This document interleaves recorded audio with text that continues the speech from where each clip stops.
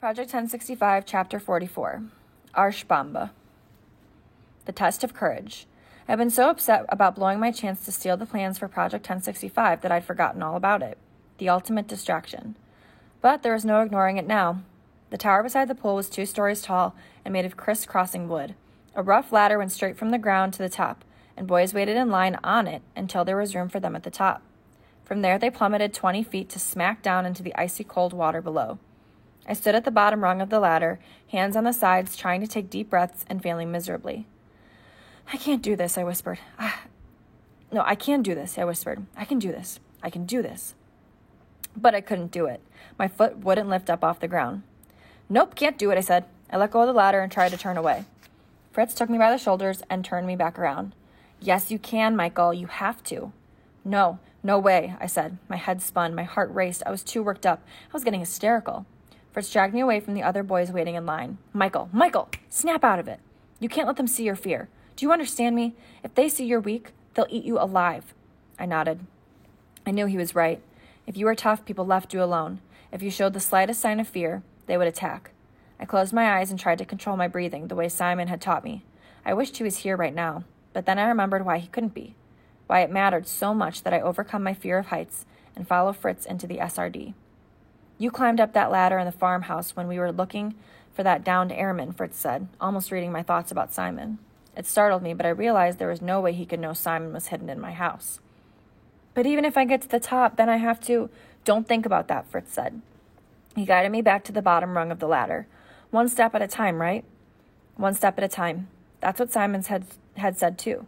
Small steps. I breathed slowly and deeply and lifted my right foot onto the ladder, then my left. One step at a time. Small steps. Fritz climbed up right behind me, whispering encouragement. We moved up the ladder at a snail's pace, but that was fine by me. I kept my eyes closed and thought about all the insults the English boys had used on me in the schoolyard in St. Paul's, and all the insults I'd hurled at them in return. They were a great motivation and a great distraction. I made a mental list of a few choice ones I'd use to tease Simon with when I got back. If I got back. And then we were at the top. I froze, eyes still closed, but Fritz was there to guide me forward. I took little half steps. I tried to tell myself I wasn't on top of a 2-story tall wooden scaffold, but I was losing the fight. It creaked and swayed. I couldn't do this. "You're okay," Fritz told me, but I wasn't okay. My stomach seized up and I felt my breakfast begin to rise in my throat. I dropped down and flattened myself out on the platform.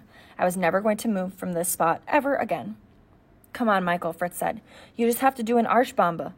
He was trying to make me laugh, trying to lighten the mood. Arschbombe meant butt bomb.